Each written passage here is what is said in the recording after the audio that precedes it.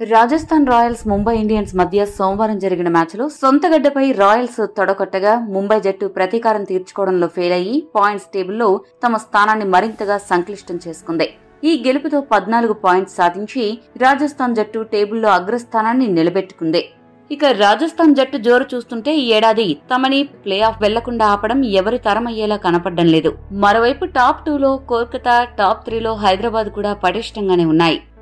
ఇక మిగతా జట్లు మిగిలిన ఆ ఒక్క స్థానం కోసం పోటీ పడే పరిస్థితి నెలకొంది.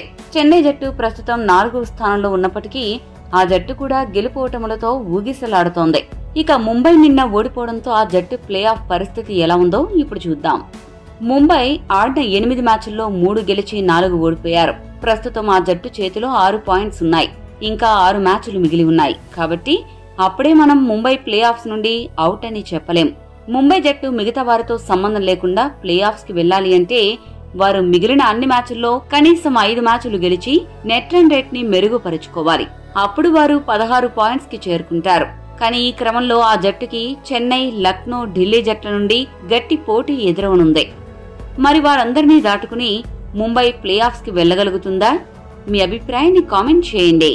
ఈ వీడియో మీకు నచ్చితే లైక్, షేర్, కామెంట్ చేయండి.